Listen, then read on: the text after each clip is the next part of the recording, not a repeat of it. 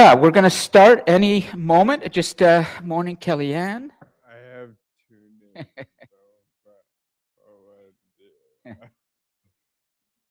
I'll Great. just go by the one I went by. We're good over there. Well, then we can start. Okay. Welcome everyone to Global Leader number 10. That's fine. You've got the microphone. Let's just, before we start, see who's on board, and then we're going to get going. And that way it will be good for attendance, and I can make sure I'm completely up to date. So, in terms of who's in the cosmos, today we have Su Young. Hi, Su Young. Pets is here, and Ariel. And then let's pass the microphone around here and start with Daniel, and then we'll go over here and over here. So, do you want to just give your full name? Okay, Esewi Daniel Edusona. I've got to get the I'd like to be able to pronounce it as it really is, the African Okay, real authentic. So help. So say it again. Esewi, that's Eseiwi. Esemi. Esewi, Esewi, E-S. Eseiwi. E-S-E-I. Wi. Isewi. Esewi, yeah. What would you prefer I call you, Daniel or Isewi? It's okay. And as far as you're okay with the pronunciation. Because I like the authentic names, but it really depends on what the student likes too. But I love saying Isewi. Okay, that's fine. That makes me feel somehow I'm getting more of the real you, but it really depends. So Isewi, from going forward, Isewi. Way to go. Yeah. All right. So let's go next. Name, please. Hello, I'm Brandon Thomas. Welcome, Brandon. Nice you could join us. Brandon is from Yeah. a previous class, and I've always told him he's welcome to come to class anytime. And he has come today, which is great. And by the way, congratulations on your job. You got a new job? Yeah. Can you maybe tell the students just briefly what the job is? I am a part of legal. Is this on? It's on. Yeah. Just hold it close to your mouth, okay? Yes, Yeah. I'm part of legal counsel in Benetanguish. Way to go. Legal counsel, Penetanguishing. I Yes. deal with Métis citizens like myself. Very good. Métis citizens, Penetanguishing legal counsel, and he's been a great student when he's been in other classes of mine. And I do have students who do this quite often from other classes that teach short history of the world or humanities destiny.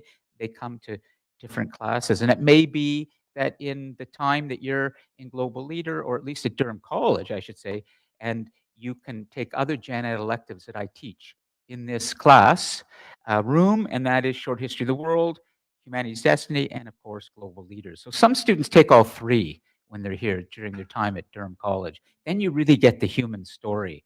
Who are we? Global leader. Where do we come from? Short history of the world. Where are we going? Humanities destiny. So, anyways, stay as long as you can, Brandon, and it's great to see you. Okay, next. Hi, I'm Vicky Pike, and something funny is I'm also Métis as well. Oh, Yeah. wow. So I love these little teachable moments when things happen. Nice connection. From what line? Like what part of your family? I'm not sure. My family were still trying to figure that out. I've known that I've been Huh. native, but yeah, I know I'm Métis and stuff. So yeah, I hope that, figuring that out. It's been a little bit of a hard figuring it out. yeah. Like I know my grandma's like French, and her dad was like is native, and he's from the Métis stuff, and yeah, it's just how it kind of works and stuff. So you have a little bit of different cultures, maybe. Yeah, in I'm you. also Italian as well. Okay, so this is very much a global citizen today, which is that your identity actually is linked to different parts of the world. Yeah. And so that's why what we do in this class, I think, can be very relevant, not just in helping you deal with leadership, but also in helping you deal with identity. Because to be a good leader, you need to know yourself. Exactly. You need to have a certain level of confidence in who you are, what you have. And then once you have that, you're able to give more to people. But if you're really messed up inside and you're not sure, my suggestion is do some work on yourself first and get a little bit more confident, and then you can lead Exact. more effectively. Yeah, Yeah. exactly. So interesting. Italian, Métis, is there anything else that you think is there? Hmm. I really don't know, but I know Métis is French native. Yeah. Um, Yeah, so there's some no, French. that's. Yeah. Well, speaking of French, now we can go over here. Okay, give the microphone over to Kellyanne, full name, and we'll just get a little bit about you as well. Go ahead. Okay. Hi, everyone. My name is Kellyanne. I'm from Cameroon. So, Right, Cameroon. yeah. Okay, good.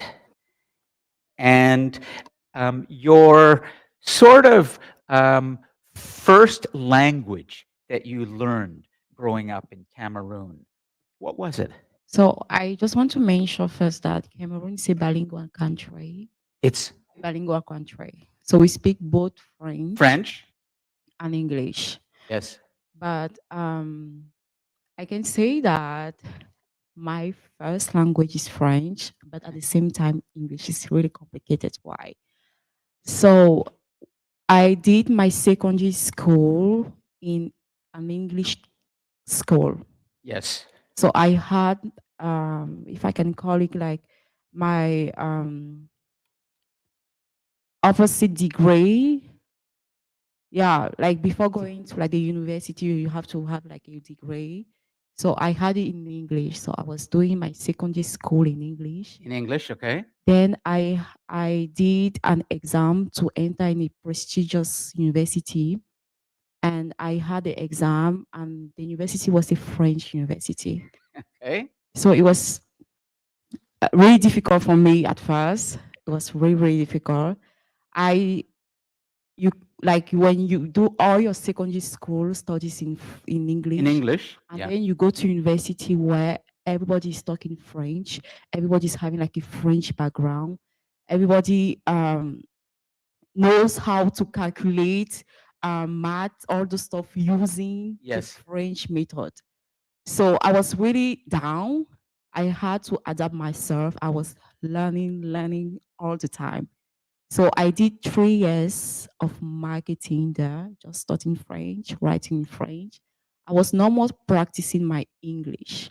Yes. Yes. So after having my license in marketing, I came here in Canada. And I noticed that I am in a sector where everybody is talking English now. Yeah. Yeah. You're- So I was like, oh no. I had to like try it again to figure out how to talk again English, because I was no more practicing English. I was no more talking English. I was just writing message in French, writing exam in French. Um, it was really difficult. So when I came here, I know in Quebec they speak French, but Mhm. with my uncle, so he's here. So right now I'm trying to like work again on my English. Now I'm no more working on French. So I have to like work again on my English, and even the way I talk, all right. Yeah. Or Good. the only thing I noticed that when you don't practice something, it, at the moment becomes, Yeah. you lose it. You do, but it really helps to hear these kinds of stories. And now I'm just going to shut the door so we have good audio. I'm just going over to the door here, everybody. I'm not disappearing, but I'm coming back. And what is really helpful in hearing Kellyanne speak to this is it does touch on a critical part of global leadership that we've already established, is that ability to adapt to new situations, new cultures, new things happening to you. There is so much change going on in the world. So your versatility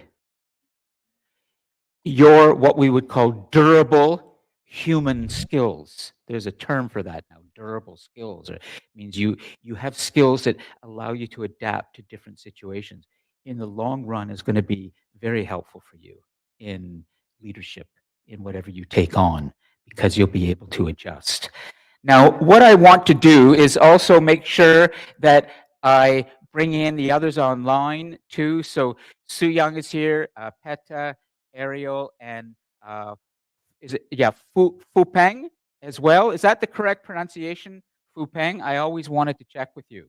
Can you just let me know it is correct, Fu Peng? Yes? Correct pronunciation? You can just put it in the live chat and I'll make sure that he's hearing correctly. Ariel, hi Ariel, how are you today?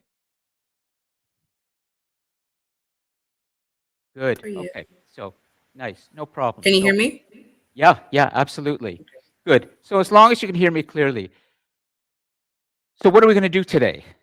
Well, here's what's that?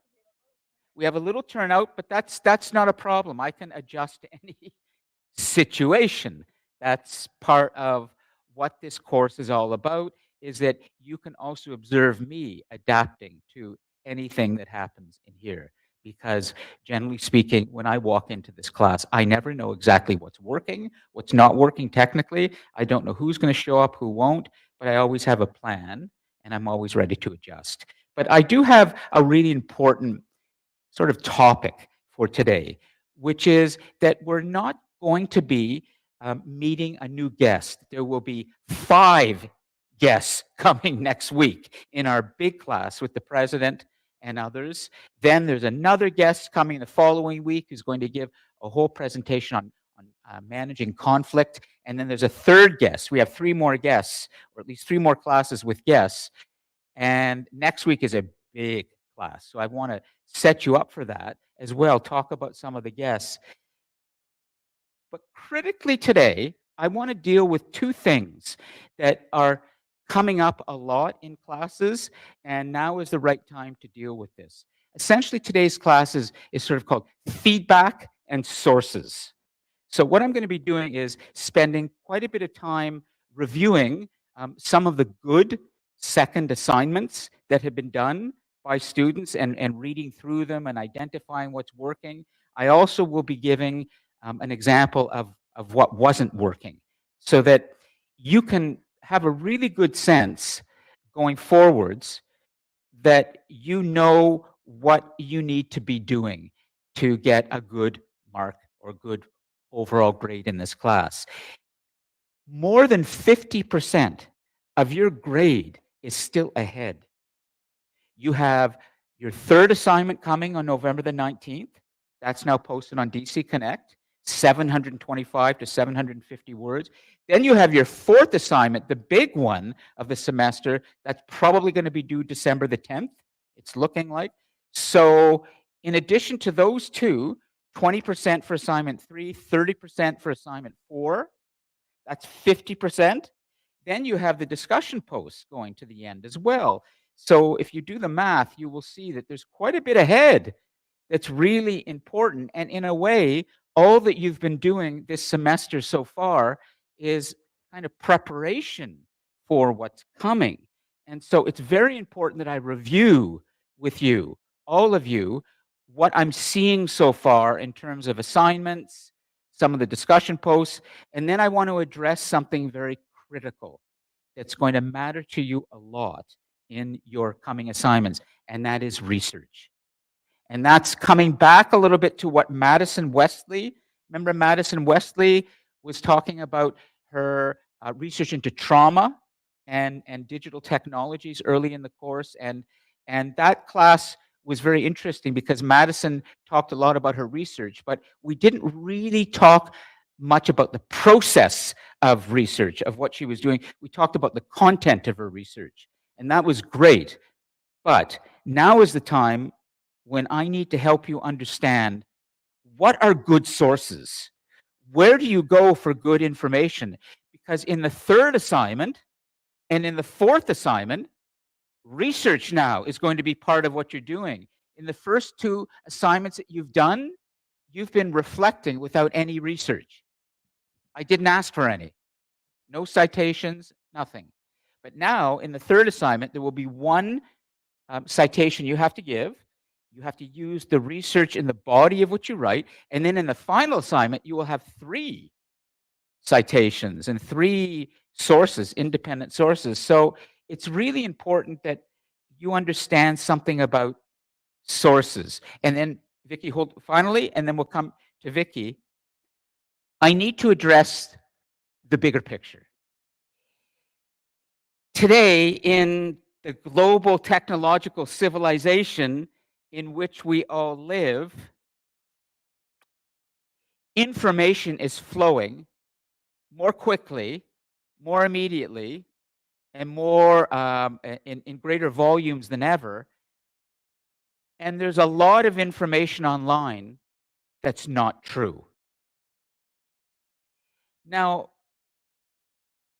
we've moved on from what is democracy.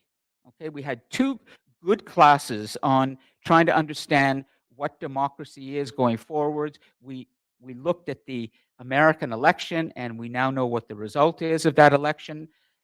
I want to move on from that today, but the fact is, in terms of one very important element, the result of the election in the United States could be said to be based on false information.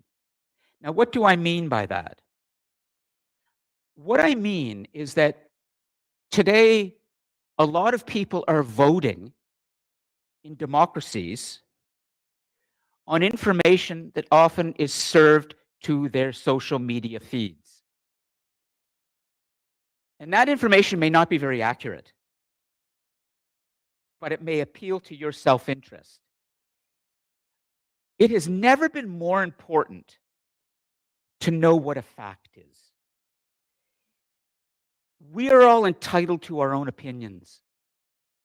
We're not entitled to our own facts.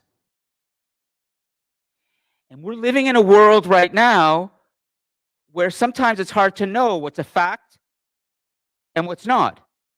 And just to give you one tiny example of how this can work and why it's so important that we understand what good sources are, there has been just this week a big international conference on climate change in Azerbaijan. United Nations COP 28 or 29, the big annual gathering of countries on climate change and how to create better international policy. Azerbaijan, the country where this has been held, is a curious choice for holding a conference on climate change because it is one of the most aggressive exploiters of oil and natural gas and also emitters of fossil fuels. And it might be said to be in a bit of a conflict of interest. Why would you have a conference on climate change in a place where there doesn't seem to be that much effort being made to deal with climate change? Let's put that aside for a moment. I want to give you a really interesting fact about the information that's been coming out of Azerbaijan. The Washington Post reported this week that it discovered 1,800 different social media accounts, 1,800 different social media accounts that could be traced back to the Azerbaijani government. And of course, in these social media feeds that are being put out all over the world, the information that people are getting is promoting Azerbaijan.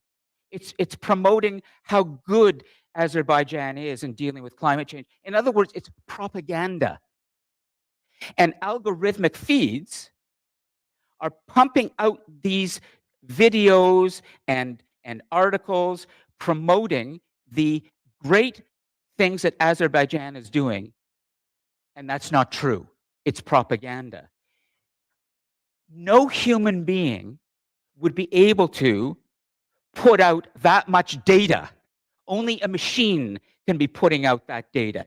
1,800 different accounts, all feeding information to the rest of the world, popping up into people's social media feeds and elsewhere, saying in a very sophisticated way, look at how Azerbaijan is very sensitive to climate change. Look at how it's organized this conference. And it's all looking like it's a fact.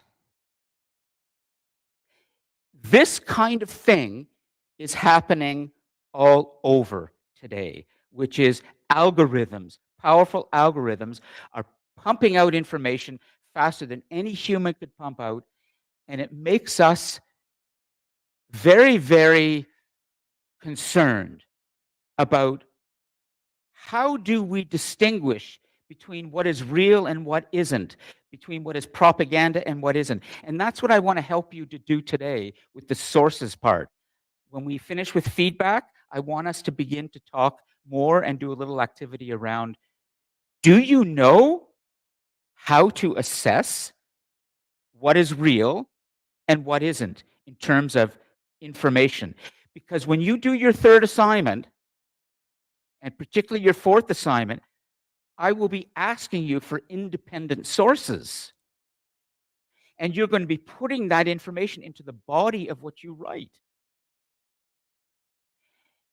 If you are using information that can be traced back to some source of propaganda, you've been you've been had. You've been I wouldn't say a victim, but you've been taken advantage of by a much bigger, more powerful source somewhere that has used technology to manipulate the way you think. So I want to help you understand how to critically assess sources going forwards, okay? So feedback and sources, those are the two things I'm really going to be looking at closely with all of you today. Okay, Vicky, you have a microphone.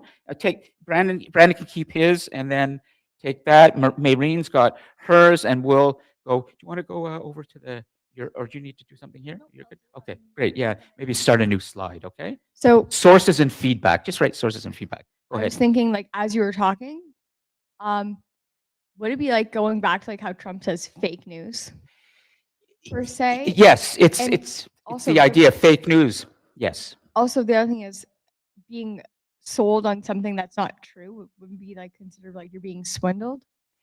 Yes. Okay. Yes. I was just thinking, Intellectually swindled. yeah. That's right. I was That's a good- thinking, intellectually swindled. yeah, I Go was ahead. like thinking, like, you're almost being swindled. I was thinking.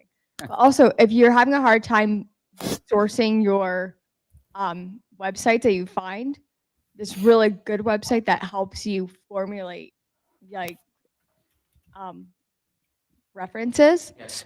and citations, MyBib, MY, and then BIB. Oh, hold that, because we're going to get to that. We're going to go around with everybody, and I'm going to ask you individually, could you provide one great source after? Okay, we have to do That this. helps formulate your sources. Well, hold that thought for a second, because I'm just setting things up right now. But I Yeah. want to make sure we have time to deal with this and not get too Of far. course. But for sure, Vicky, if you can just keep that in mind. Yeah. But I'll remind you. Okay, we're going to be looking more closely at good sources, or where to go for good sources, and I will be asking all of you to help each other with my guidance, because I'm going to show you one great source Mhm. to understand what a fact is and what a fact isn't. Okay? So, for those of you online, of course, if there's anything you want to add, just park it in the live chat, or you can also jump on your microphone. Yeah, Professor go ahead. Long, Yeah, Petra, go ahead.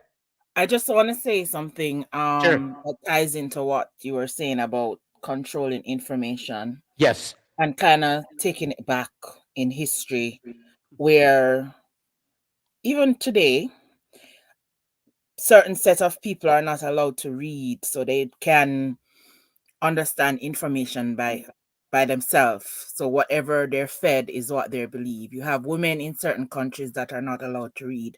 Back in the day, a set of people, my people, weren't allowed to read because whatever they were told is what they should believe. So it ties in today. It hasn't changed. It just has a different face. Eh? Yes, but then, Petra, maybe what's different is there are these very powerful technologies now, algorithmic algorithms, that can push out false information so fast and keep repeating it and repeating it and repeating it. And if I can get this line straight, let me just tell you, there's a wonderful line. A lie can travel around the world while the truth is still putting its shoes on or tying its shoelaces. There's a line, you know, a lie, because people tend to, and studies have shown this, people tend to react to dramatic information that may not be true a lot more than to something that's boring and might be truthful. And so we have to be very aware of the psychology around how humans react to emotional, new, different information that may sound correct, but if it gets repeated and repeated and repeated and repeated so much, we start to believe it's true just because it's been repeated so much. And that's where the algorithms come in, Peta. They're able to push out that information constantly and repeat. And we have to be very aware of this right now. And so you're right, Peta, in the sense that it's sort of based on something that has happened a long time in human society, but we have these machines now that can make things worse. That's the point. And I'm glad Peta did sort of jump in, because one of the good examples of second assignments that was written was by her. And I've removed the names from all of these, but in Peta's case, I did remove the name too, but she's going to see her work being read out loud here. And Peta, I hope you don't mind if I'm identifying you as the source of something well written that I'm going to use with the students. Are you okay with that? No, I don't mind. You don't? Okay. Then I think you should understand me. I know I say what I say, and even if it offends, it is my opinion and only my opinion. But you know, it's not. It's, you will see. So is it okay if I haven't put it up on the big dashboard yet? It's somebody else's assignment. But is it okay if I actually do refer to and show your second assignment to the students? of course, no problem. Great, okay. But it's interesting. In her example that I will show, it's not her opinions, it's her facts, which I didn't ask for. But she filled her second assignment with a lot of research, which was great. But at any rate, okay. So, does anybody have anything they'd like to say? Any questions before I start to take you to the first of part of today's class, and that is sources, or is feedback. And I'm going to be reading out loud and looking at some of the parts of student assignments that are now up on the dashboard. So Augustine is here, good. And I see others. So I don't see any questions, anything. Then what I will do is I'm going to start to look at some of the assignments more closely, and then we're going to go into a little circle activity together and talk about sources. And that's where we'll be able to really talk about what you wanted to bring up. Okay, Vicky? So, okay. Feedback. Well, before I begin to show you some examples, including this one example that a student has written, it was very well done, called the Leadership Skills for Getting Involved and Making It Happen. And I've removed the student's name just because I didn't ask for their permission yet, but that student may be in the class today. And if you want to identify yourself and you recognize your work online here, please feel free to, but you don't have to. These are good examples that I'm showing. I would not put work up there and identify a student and then say that this is not a good example. That would not be fair. So these are good examples. My feedback, generally, please, all of you listen, especially the students watching the recordings, As you know, I cannot give individual feedback to everybody this semester. There's just too many students and there's too many other things to deal with. So what I am doing is I am looking at some of the general patterns of what's working and what isn't in the assignments, and then I'm going to address it as I am now in the class. So for those students, first, who have received something from me that I'm just going to identify right now, I'm going to take this portion of what I'm saying and I'm going to actually cut it. And actually, no, I won't do that. You have to continue to watch the class because I was thinking I would just cut this and send this to you and email this to you. This is for the students who didn't get a mark at all. And that's because I detect that you were using AI to write your whole assignment. So for those students who have not received a mark yet, they may be wondering why they haven't received it. And it's because I'm detecting AI. So what I'd like you to do is listen to me first. And if you feel you don't understand, you can email me privately and we can set up a time to meet. Okay?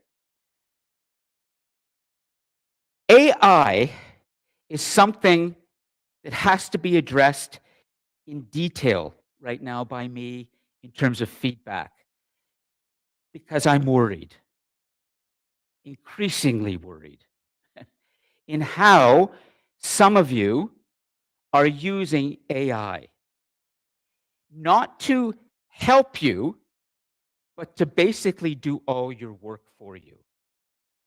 And sometimes there are students I've spoken to who have asked if they could use AI for certain reasons. And I've said yes. And those students are not abusing it at all. But there are some students who haven't come to me, talked to me, and what they're doing, I'm detecting, is that they are, and I may be wrong. That's why I want you to email me, okay? I may be wrong. But the assignment is so well written, but it doesn't sound like anybody. It sounds like another student who's used AI and another student, and even terms are popping up. For example, the word nuanced. If I see the word nuanced one more time, I'm going to, it's only because I see this come up in AI assignments all the time, the word nuanced. That doesn't mean you're using AI, but it does alert me sometimes to take a closer look at a student's work. That's just a tiny example. There are other examples. So all I'm going to say for now, because I want to move on with other feedback, is for those students who have not received a mark yet, it's very likely that I'm detecting AI. And I want you to email me if you don't understand what I am saying now. If you know what I'm talking about, and you know that you used AI, meaning you used maybe Grammarly to help, but in the end, the sentences are not yours. They're Grammarly sentences, not your sentences. You will know if you've done that. I'm going to give you a chance to rewrite. I'm not going to punish you. If you know that you used AI to such an extent that it was writing your sentences for you, giving you the words, telling you where to put the period and the comma, helping you to organize your thoughts into subheadings with bold even, and little subheadings, all of these things AI is helping you to do. I need you to think hard about this and then send me a rewritten version without AI at all, meaning it's just you speaking, not the machine. But if you want clarification, you can always email me. I just want to say finally about AI, we educators today are facing a very significant new development in education. And we're all struggling as educators to figure out how to use these tools. AI is here to stay.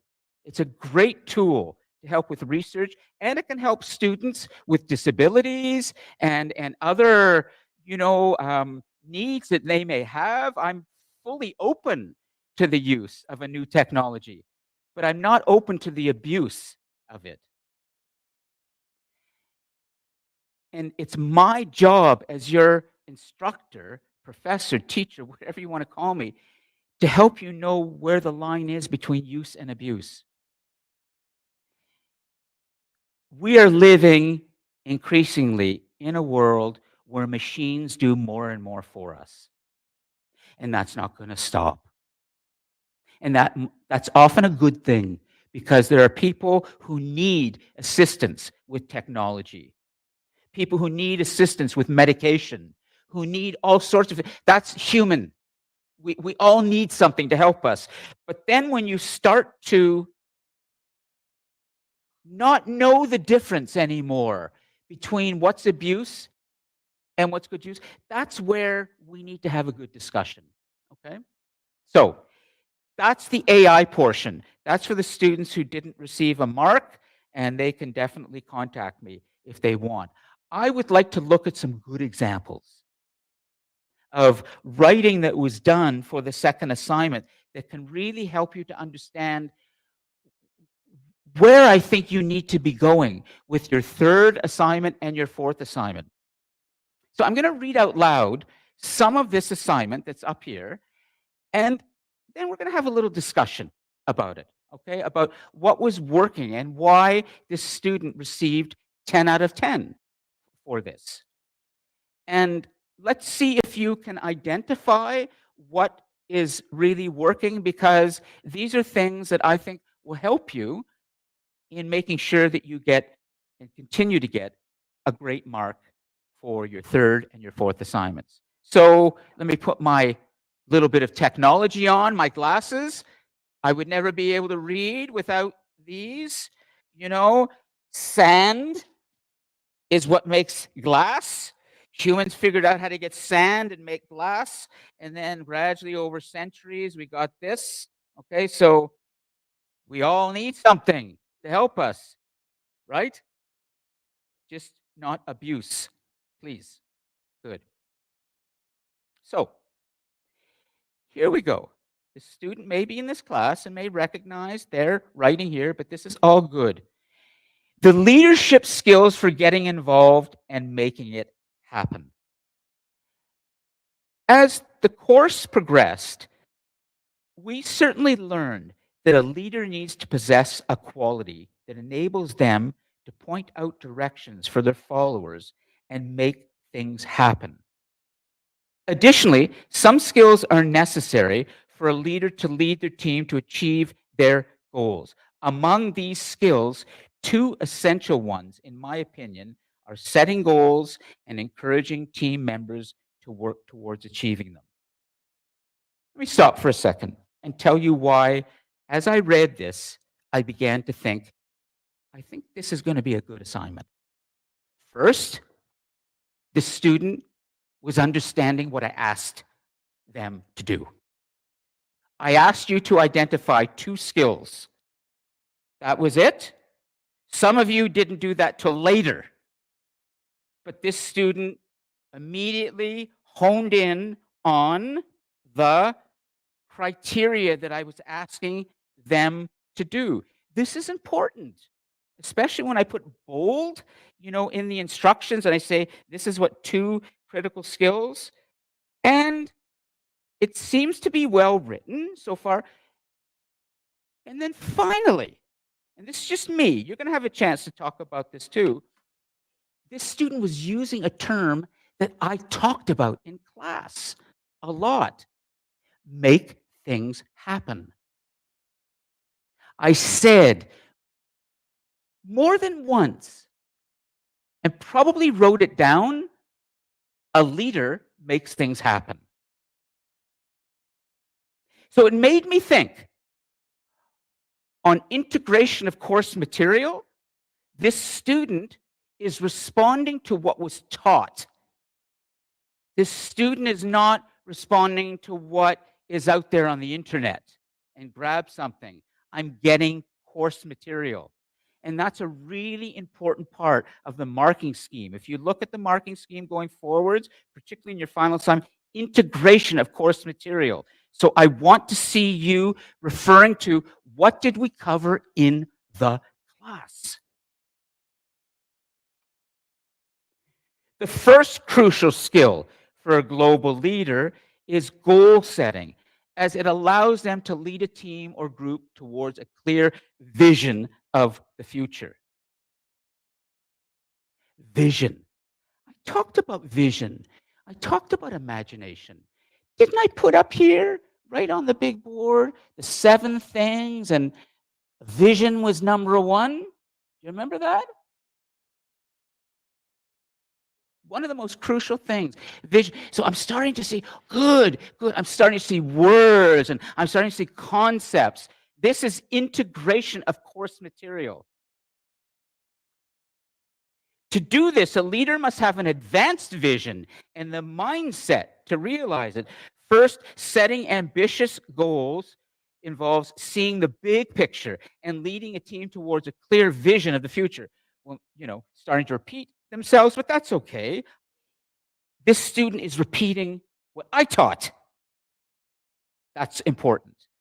For instance, Elon Musk has set ambitious but exciting goals, such as transforming energy consumption from fossil fuels to fully green electrical energy. Didn't I mention Elon Musk in this class? Yes, I'm pretty sure I did, although it was critical. But I also said he's a brilliant engineer and he's not to be discounted, just that we might question his morality and his ethics now and conflict of interest that the wealthiest person in the world has now accepted a post in Donald Trump's administration called, he's going to be the Secretary of Government Efficiency. Can you believe this? I mean, anyway, talk about conflict of interest. The stock in his company, when Trump won, went up $70 billion. Elon Musk is raking it in now. He's going to become hugely wealthy. But that's ethics. Forget that, okay? He is technically quite brilliant. So the student is listening. I'm getting the sense as I'm reading this, but let me just read this without saying anything more and just listen for a moment, and then we'll talk, okay?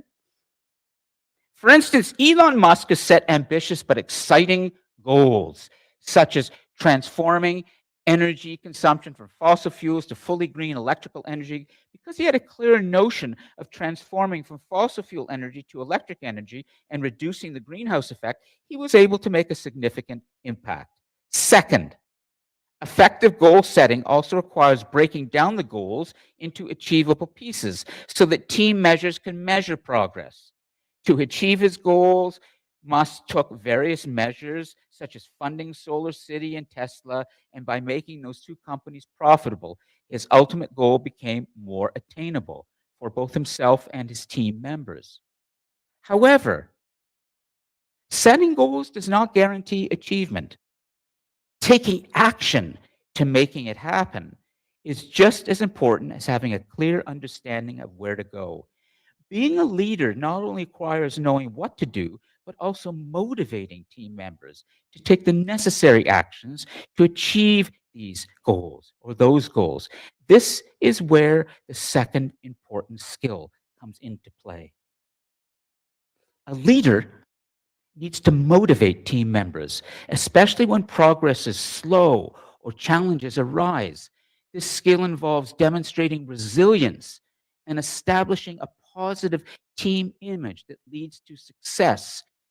For example, when SpaceX faced multiple failures, failures in developing reusable rockets, Musk motivated his team by framing the challenge creatively, describing the rocket as a pile of cash falling down to the sky that could be saved. This type of motivational approach is crucial because it helps maintain team morale and focus during difficult times. And then the student goes on to conclude and sort of summarizes what they said and then even provided references. And I didn't ask for that. I wasn't marking for references in this. What I was marking for was integration of course material, clarity of thought. Is this student responding to what was done in the class? But let me stop for a second.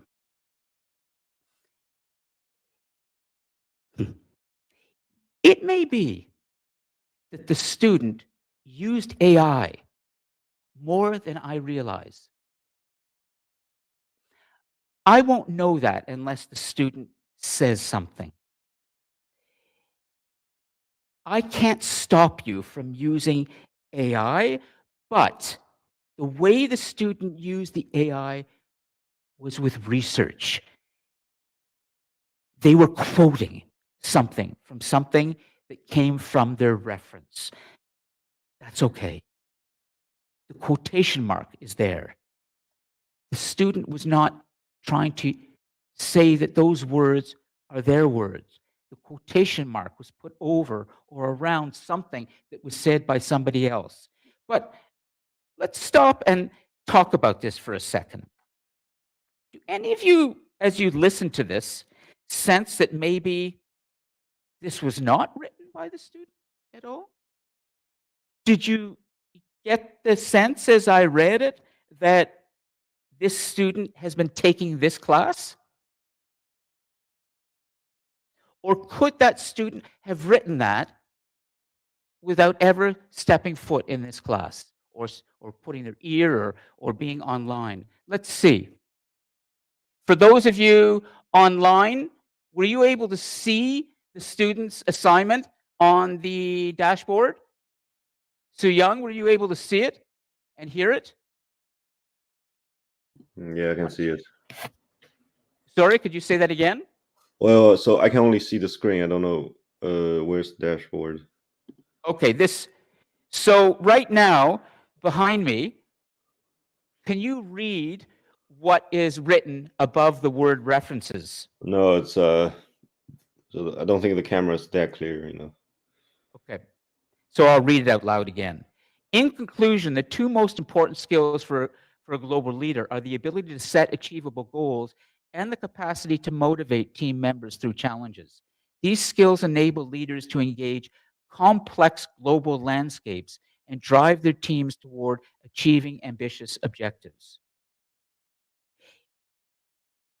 What word in there, in that final paragraph, makes you think? And imagine you're in my position, marking this, makes you think that this student is taking this class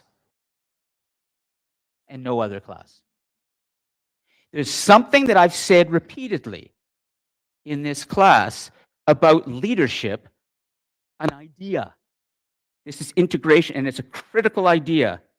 What word in there jumps out as something we've addressed quite a bit in this class? Vicky? I mentioned the word initiative or something. Yes, initiative, not as important as Kellyanne. Ambition. I think it's because the student may mention a leader makes things happen. Makes things happen. Okay, but let's look at this final, I'll read you this final paragraph and just listen for a second, because when I read this paragraph, I started to think a little bit that maybe this student is going off a little bit, because I did talk about motivation a little, and I have talked about initiative and all of those things, and I have talked about challenges and motivation. But the one thing that I've talked about a lot, this student mentioned in the final sentence, and that just sealed it for me. These skills enable leaders to navigate complex global challenges. How often have I talked about complexity? A fair bit, would you say? Every other word. So haven't I tried to drive this home that you have to be able to navigate a very complex world. in the way that Kellyanne has done it in her own way, which is you start in English, now you got to be back in French, now you come over to a new country, and now it's switching back to English again. Like, it's complicated. I've got to now keep adjusting and learning things and figuring out how I'm going to deal with this situation. That's complexity, Kellyanne. And that's what I meant by making sure that you understand the concept and have it really a part of your toolkit now. Whenever you think about going out into the world, you have to ask yourself, can I handle the complexity? Do I have the tools, the mental tools, the emotional tools to be able to deal with that complexity? Very, very important, okay?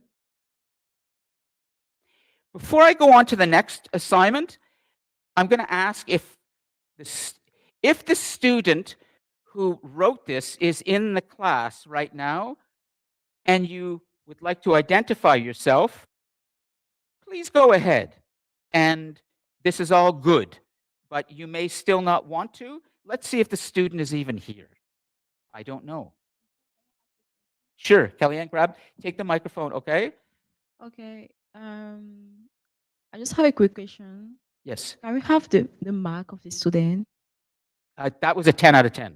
Okay. That was a 10. A lot of you are getting 9s and sometimes 10s. I mean, there are a lot of students doing very well. When we get down to, we start to go to 8 or 7 or 6, usually there's something in there, and that needs to be addressed. And it's usually around, Kellyanne, the most common thing is sloppy writing mechanics. That the student may be speaking in their own voice. Definitely, I don't detect CAI, but that the writing mechanics need some proofreading. The student needs to be proofreading their sentences better so that when they hand something in, every sentence is grammatically correct. And if not, then if it's really bad, I will usually have the student see a tutor. So writing mechanics is often a problem. Lack of course material, that there will be ideas coming in to this assignment that were not covered in the class. A little bit of that is fine, but constantly, I'm not seeing anything from the course. That's a problem too. Even Kellyanne word count. You know, some students are handing in things that are 200 words for their assignments where I'm asking a minimum of 425. Some students are going way over into 600 and then, or 700, and then they'll send me an email or something saying, well, I couldn't cut it down, or I was too, into it. Usually I would give that student still a high mark, but I will now say in feedback, Kellyanne, you have to learn how to cut. You have to learn how to get it down to the word count. It's easy to write a lot. It's hard to write a little. Okay, go ahead. So for the number of words, if you say the limit is 200 words and the student writes something like 220, is it No, it's okay? 400. I might have not said it correctly. The limit is between 425 and 450 for the second assignment. Yeah, I'm just asking Yeah. a question, like I'm just guessing the number of words. Like if the limit is 400 words Yes. and the student writes something like 420 words, is it okay or it must be the limit? No, it doesn't have to be on 400. Usually there's wiggle room there of about 50 words. So if Okay. someone hands in, if I say between 425 and 450, and a student hands in 500, no problem. Okay. If a student hands in 375 or 400, not a problem. But Okay. below that, I start to really take marks off. All right. Now, So the wiggle room, if you want everybody, if you want a law for going forwards into the third assignment and beyond, there's a wiggle room there of 50 words on either side. 50 too few or 50 too much. okay. That's okay. But there's a reason why I try to have a word count that's not too high generally, because I'm trying to force the student to really think hard and make choices so that they have to hand in something that is really clearly thought through. And the only way you do that is when you have to cut things. I tend to believe that cutting is gaining. Less is more. Because it forces you, as you're cutting, Kellyanne, to make choices. And that's critical thinking. You're making decisions. Do I put this word in? Does that speak to what I'm saying? That goes up. Is that sentence in? Does that really relate to the central idea, my controlling idea here? Am I now at 501 or 502? I'm going to have to lose 2 words. But that's good critical thinking that you're doing in not including, but excluding. Okay. Daniel, please, I have a quick Yeah. last question. Okay, sure. About AI. Yes. So after your explanation, you are telling us we can use AI while doing our assignment just to guide us, not to do the full work. I'm going to have a continuing discussion with all of you Okay. because yes, but because we're in a new, brave new world, Kellyanne, with AI, which is something that all educators are dealing with, I want to consult you. And I want us to establish together some ground rules. I cannot say to you, as much as I would like to sometimes, shut your computers, pull out your pen or your pencil, put a piece of paper in front of you, and start writing. And I'm going to watch you. I'm going to watch what you can actually write without the aid. I don't want to do that. I'd like to do that sometimes, but I can't. I can't do that. That's not fair, and it's also ignorant in terms of how you're dealing with the world today. AI is part of our lives. Machines are part. So I have to find the way to use it, and I need your help. But I also have my standards. So ask that question again, okay? The question you just asked about AI. You mentioned, should we use AI only for research but not for writing? Something No, like that? no. Or The question was, after your explanation, what I retain is like we can use AI to do our assignment, but using AI in a way that is gonna help us to structure our work, guide our work, but not do the full work. So we don't have to abuse while using AI. that sounds good, but then what does that mean in very specific terms? That's what I'd like to discuss more with you, okay? What does it mean, full work, not full work, and structure? This is all something that what I'm going to do in a few moments is I'm going to have a slide. We're going to do a slide together on the proper uses of AI Okay. together. It's really, really important that we do this together because in your coming assignments and in the work that you do outside of this class professionally, you're going to be dealing with this your whole professional life, is how you use AI in a way that enhances and augments, but doesn't cheat. Where is that line? It's a tough, tough thing. It's very gray. And this is what we need to establish together, okay? So we'll do it. We'll make a few notes in a moment, all right, Okay. on this. But let me just make sure everybody's clear. There's nothing in the live chat. I want to read from another assignment just to show you something. Vicky, hold your thought. I also want to do sources. So, Maureen, would you come to the slide, sources and feedback? And in terms of feedback, I'd like to make a few notes, okay, for feedback. Integration of course material. Critical for your third assignment and your fourth assignment. Integration of course material. What does that mean? It means that you're making reference to the concepts and the ideas and the topics that we have covered in the class. So can you just make just under that, maybe sub, yeah, exactly. Okay, integration, ideas, topics, concepts, discussions,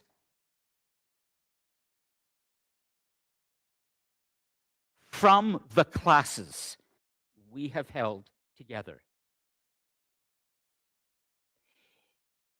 Some of you may have been under the impression the integration of course material means that it's so broad that, let's say we're dealing with complexity. You could be talking about complexity, but about something else that we haven't really addressed in the class in terms of an example. And I'm not sure that's clear enough, but what's important is that you just keep in mind that when you write these assignments, are you actually referring to the classes? Or are you referring to a website that you've jumped to get information from? That's really important, okay? Is that clear? Is it good? Yeah, okay. The next critical part. Abuse of AI will be the next one. Abuse of AI. And this is the gray area. We're going to have a separate slide for this. You know, what is that? But it's something we need to establish. The next point is writing mechanics, comma, lack of proofreading. I'm going to give you a little trick for proofreading that's very effective and will help you to edit your own work. Raise a hand online and here if you ever print out a hard copy of what you've written and read the hard copy before you submit. Raise a hand if any of you, please, and I'm going to assume that for Su Young, for Petta, Ariel, Fupang, and Eziani, I haven't seen a hand go up, and I'm going to assume that in the Cosmos, okay, hold on. None of you ever, okay, Petta does. Good. Good. Vicky, do you ever read? I don't print it out, but I do read it off the monitor out loud. That's great, and I would And then highly I recommend listen that. to how it sounds, because when you're talking, you can hear the fluency. Read out loud your sentences is a very effective way. But I would add something to that. Okay. If you could, but that's great, Vicky, okay? So I'm going to assume that nobody here has raised their hand. It's Siwi. Siwi? Yes, Siwi. I'll give him the mic, yeah. Siwi? Yeah.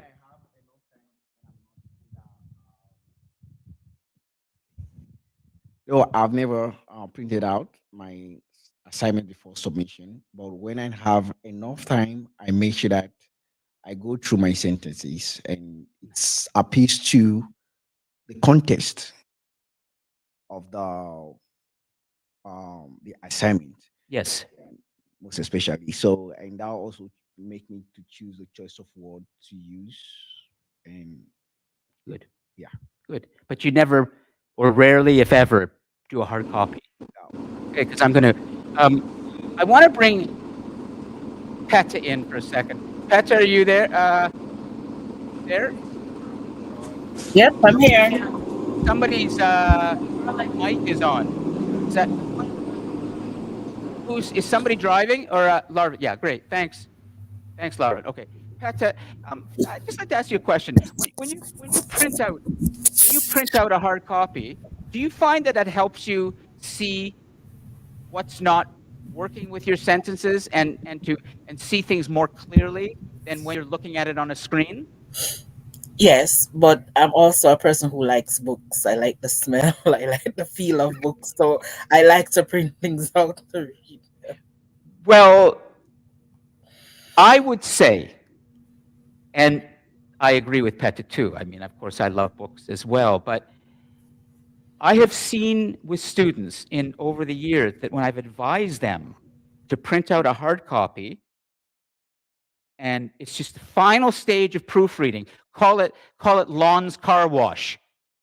You know, you've got it all ready to send, and just before you send it, print it out and read it, because something happens when you're holding the words right in front of you. They're not hyperlinked anywhere. It's just the word nice and clear.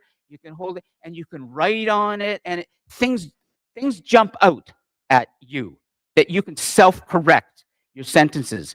I would try it and let me know how it went. On your third assignment, give it a shot, okay, before you hand in.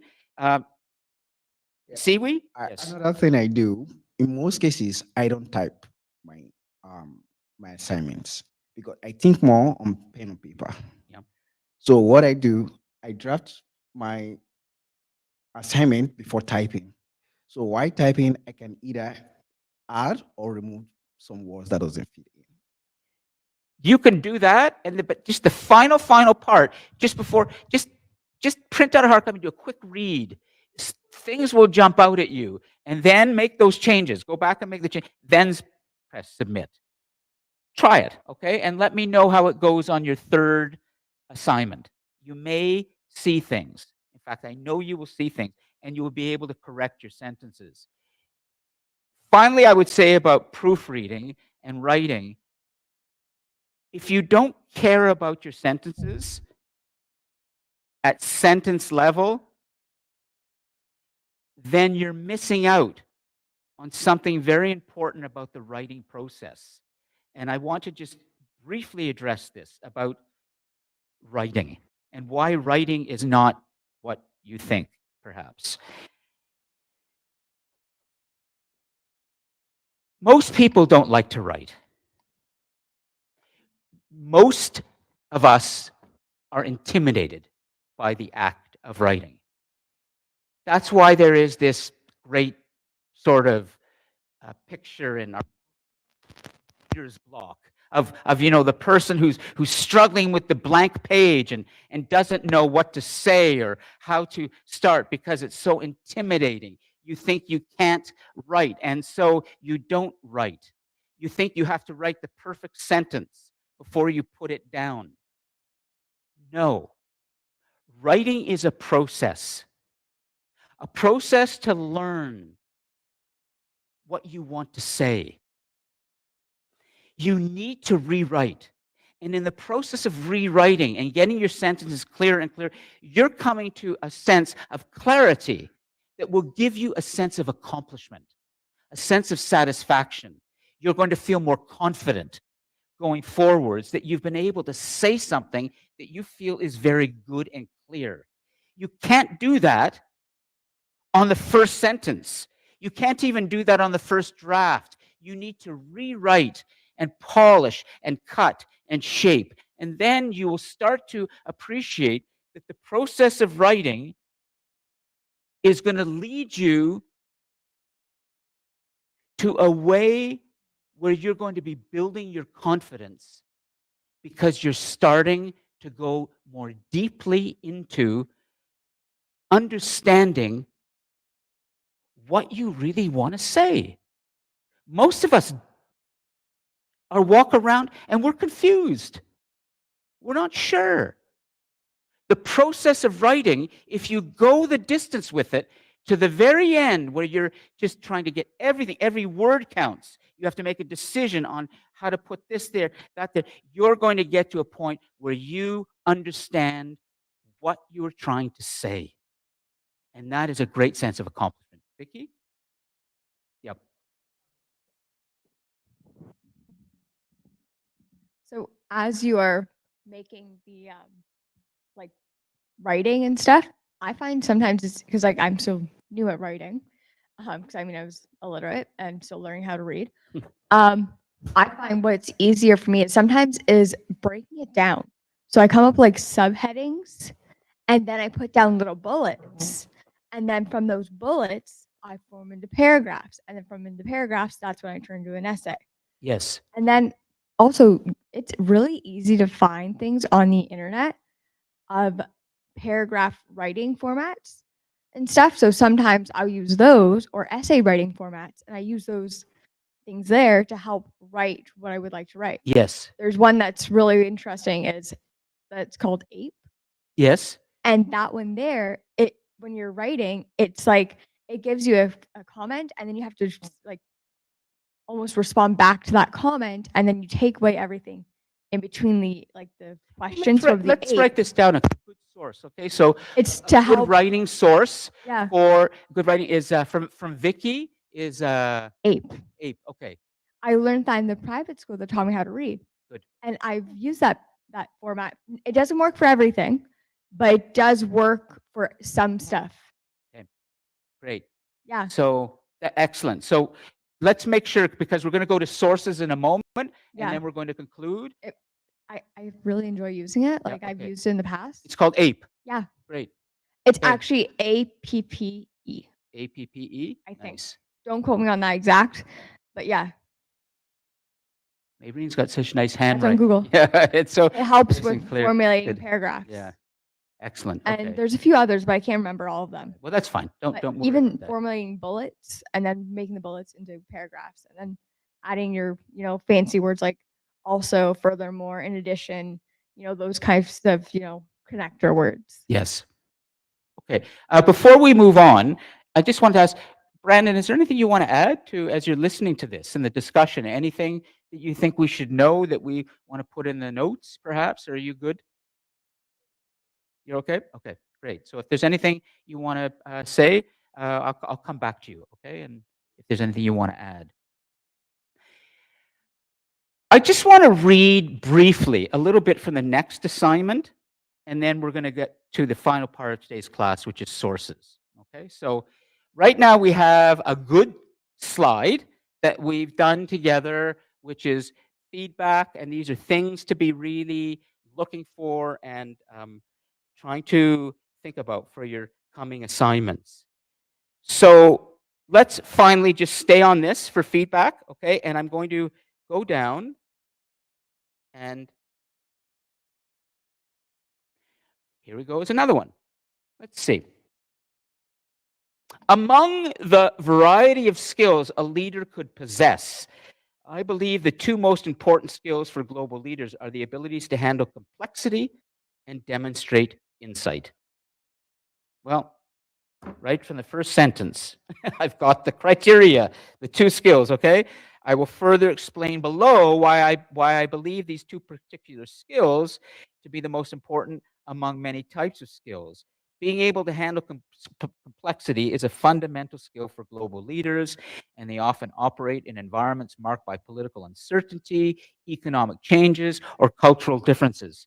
Now reading that also made me think that the student is starting to refer to other classes we had with Aftab, for example, in Bangladesh, and the cultural differences that he's been dealing with.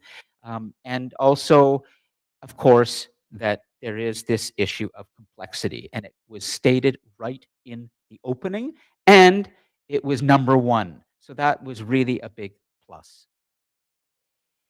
So I'd like to read more about, I will post these in the folder for all of you online as well, but I want to make sure we stick to our time and I move on with sources because it's a really critical part. But I'll make sure that this document that I prepared of these assignments will be posted in the folder. Now, first as well, just check with the live chat and make sure, I see Su Young had said something, he had to leave as well. So I'm going to leave that comment and return to it some other time. He won't be able to address it. Let's move to the final part then of today's class. Mayreen, would you be able to make a new slide and call it sources? Okay. This is the toughest part of today's class. I'm really going to ask you to do some thinking. And then I'm going to show you an amazing source, a source that you might have heard of before. So, what do you think is the most important quality a good source of information should have? In other words, imagine you're doing your final assignment. Okay? You see in the assignment sheet, it's asking for 3 independent sources that will be listed at the end in the works cited in an MLA or APA format. But most importantly, you're thinking, well, what does Lon mean? He's saying 3 independent sources. I really want these sources to sort of impress him as something that, you know, really indicated that I was listening during that class we had on sources. And and and and it really indicates that I want to impress a Siwi because he said something about sources that was so interesting. And Brandon said something, and Vicky said something. So let's start for a second. Let's try and put a few points down of what makes a great source. You're beginning your research. You want to get the information. You've gone to Wikipedia. You've started there.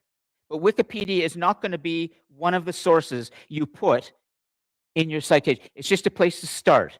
And you're definitely not going to say, I got the information from Google.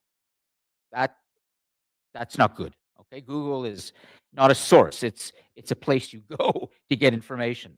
So let's go around, okay? Hold for a second, Vicky, and see. Online, Larvin, Eziani, Fupang, Ariel, and Peta, would you please start filling up the live chat with points that address what you think is an excellent source that you would use for your final assignment?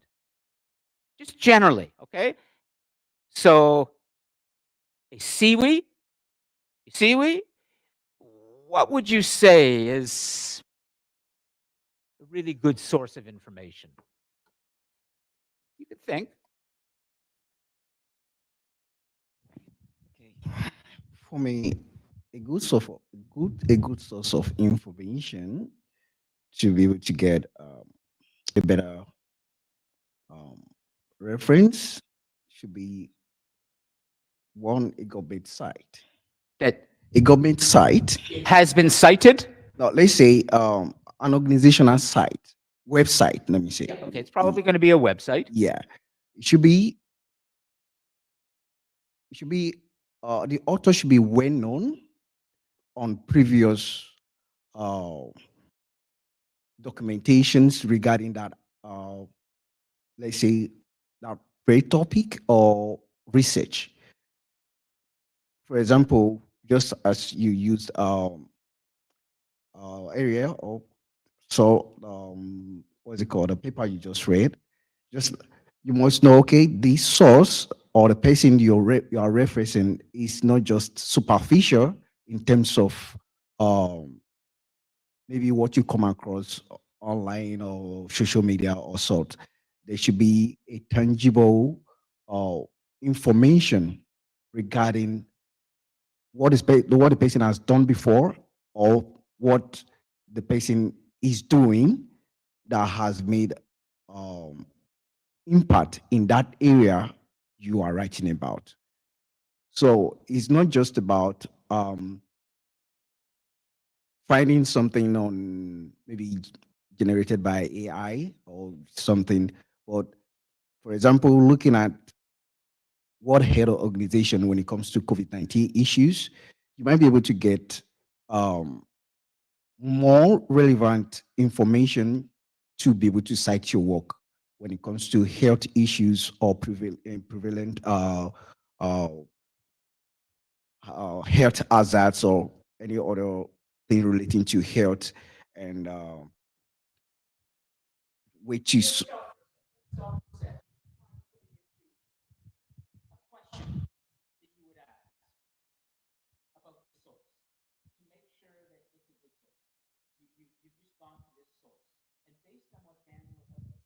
Said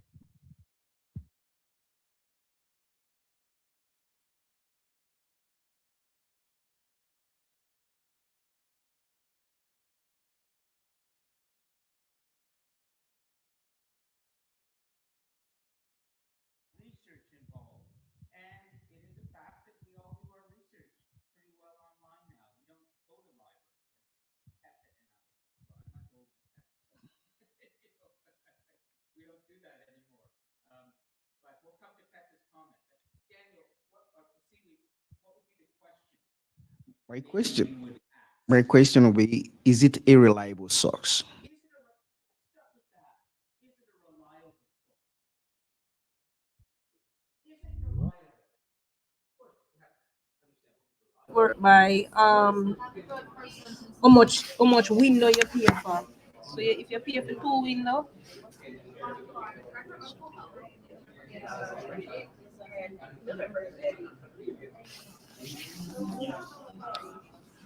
no, you.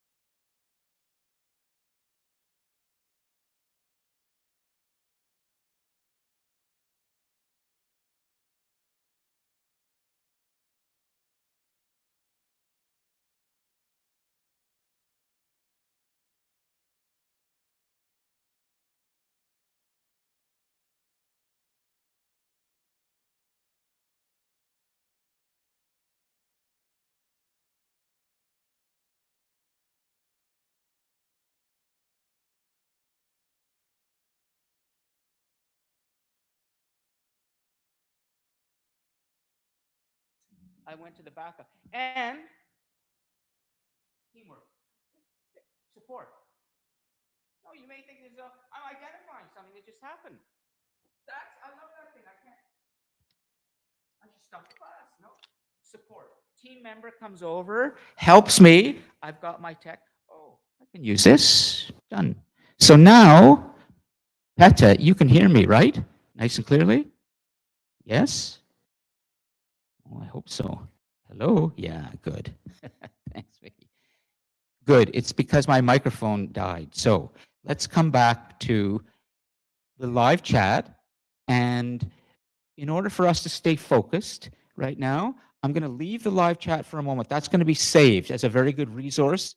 And I want to make sure that here in this circle, we have a chance to address this in real time, okay? But please keep putting all of those important points into the live chat. So Isiwi's question is it a reliable source?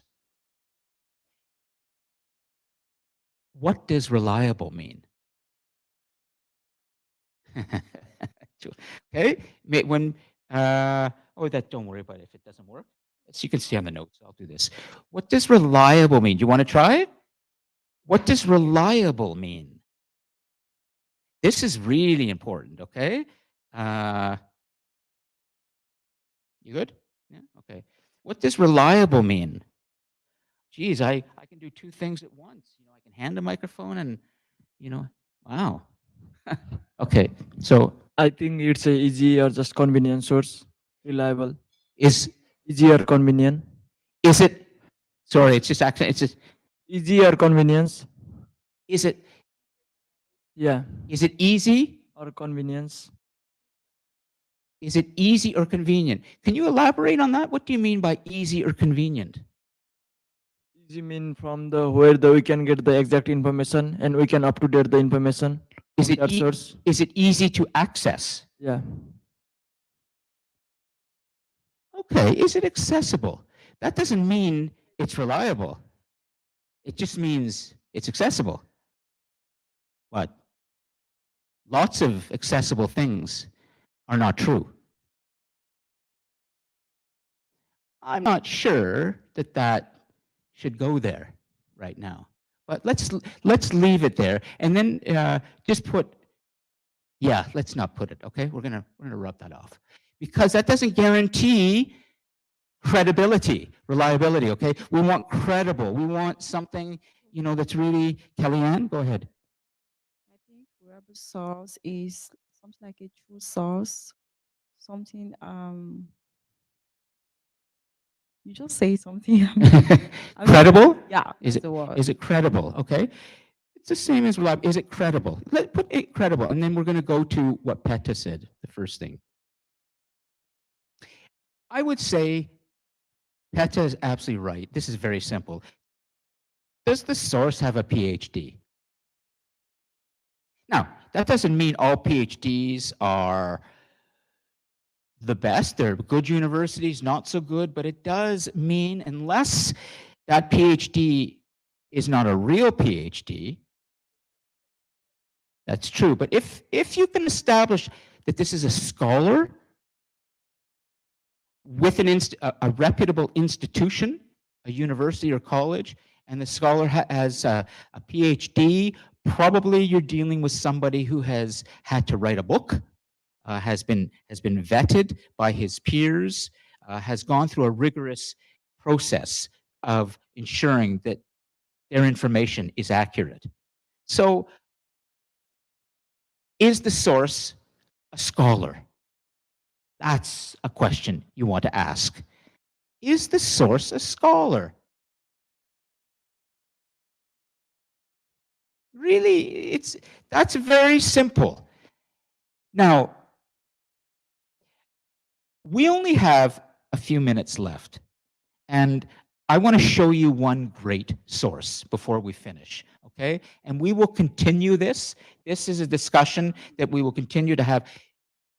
Feedback I'm going to be giving you as much as I can, like this going forward in the class, based on the assignments coming in. So after the third assignments come in, you can be sure I'll be returning to feedback again before the big final assignment is due, okay?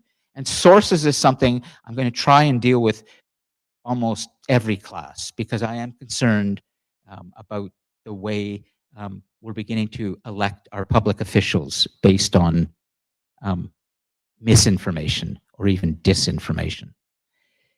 But I want to show you something. And this source, and I think I can do this myself. And actually, you know what? Could you come just to, okay. How many of you have heard of a source called factcheck.org? Vicky has? Okay. PETA, have you heard of factcheck.org? Let's see. No, I have not. Oh, okay, great. Vicky, can you, let's get the mic, grab a brand, yeah. What do you know about factcheck.org? I want to show you something that is a really, really good, respected source. Once or twice for an assignment, 'cause the teacher told us to, so I've heard of it. Yeah, okay. I really don't know what it looks like now, per se. There it is. Okay, very similar. Factcheck.org. Like, you can also, like, I don't know if it's this one exactly, but I know you can actually paste that link in, and it puts a bunch of information. Okay. I don't know if it's this one exactly, but I've heard of something where you Okay. put the link in and it red flags types of things, or it kind of like tells you it's real or fake or something. That's right. Now, I'm going to just write this down while you stay up there. Do you want to stay? And because we're going to go somewhere else in a moment too. Good. It's interesting. Factcheck.org. I want to tell you something about factcheck.org. And, oh, the pen is over here. How many of you used a site called The World in Data? The World in Data from Oxford University? No. Okay, here we go. And I'm going to tell you about these two sources very briefly, and then we're going to end. Great. So, number one is factcheck.org. World in Data. Two great sources. Now, let me just tell you something about these. Factcheck.org is run out of the University of Pennsylvania, their Center for Public Policy. It's 20 years old. It has 9 full-time people there, former journalists and others, scholars too, community of journalists and scholars. And their only job is to produce articles and videos that tell you what our public figures are saying and when they're not telling us the truth. And they do that by providing sources and doing their own research to demonstrate that what this person said is false. They have been quoted by both the right wing and the left wing. They're used as a respected, neutral, scholarly source. And for 20 years now, they have been in operation and they've been expanding. And it is a great source to use. The second thing is,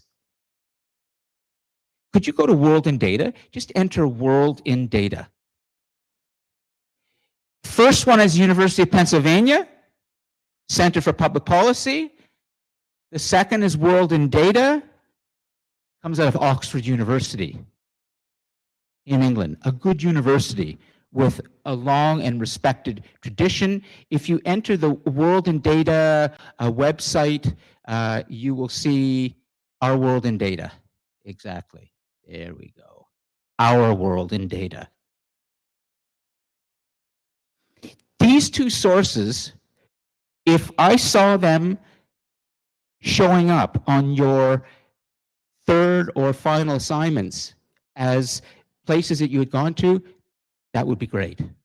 Because I would know that you've gone to places where the information has been rigorously fact-checked by professionals associated with good universities. And in the case of Our World in Data, the information there is largely statistics and data in which problems have been broken down and presented not as opinion, but in some sort of factual format so that you can really say that this is a credible piece of information to support what I've just said in my assignment, because that's how you're going to be using your research in your third and your fourth assignment. Is it's going to help support your assertions. You're going to be saying things just like you have in your previous assignments, but now you need to back it up more with research. You're supporting your assertions with good information, and then it becomes even more believable what you've said. This is good backup information. Yes. Site, another website Yes. that you can add Yep. is Reuters. Reuters, good international news agency. Absolutely, Vicky. Reuters is good. I've used that in Yeah. the past. Reuters, yep. They don't blur the lines. Like they're usually pretty in the middle. Reuters is a long established news gathering agency. Yeah. Goes back many years. I once worked many years ago before I started writing for magazines and newspapers, because I've done that, and I produced programs for television. I have a long background in journalism and television documentary. I worked for United Press International, UPI, which was a news gathering agency, as a freelancer. And Reuters is generally considered the sort of the leading, fastest news gathering agency, and television news, social media, when they want to know what's going on quickly. Reuters has journalists all over the world who are able to produce information quickly. People who are on the ground, whether it's in any kind of war zone, people who are able to tell you firsthand what they're witnessing. Okay, so Reuters is good. There was something else that you mentioned at the beginning of the class. Oh, this And is it's been this is for you to formulate. So after you're getting the information from these websites, Yes. to turn them into citations like MLA, APA, Oh, okay, sure. and stuff is MyBib. MyBib. MY Yep, MyBib. BIB. BIB. Yeah. Oh, my bibliography. Yes. Yeah, my bib. Okay, my bib. Okay, for It's another citations. one that, for citations, like turning to To help you. APA. Okay, You just have to double check to make sure it's the current up to date one. okay. I'm not sure I've used it yet this year, really, but last time I checked, they had APA 7. I'm not sure if they've changed or upgraded it since All right. then. Good. Okay, listen, I'm conscious of time. We're 5 minutes over, so I want to conclude. Brandon, thanks for joining us, and you're welcome to join for the afternoon. Thank you all. For all of you online as well and watching the recordings, make sure that you're really starting to think hard about this idea of good sources for what's coming, and the feedback too is really important. Okay, thanks everyone online, and Pet as well for your good comments, and others too. We'll save that. I'll see you all next week for a big class with our college president and 5 guests, all about how you give back to the community and do what's called social innovation. And there's some very good Durham College graduates involved. Okay, see you next week.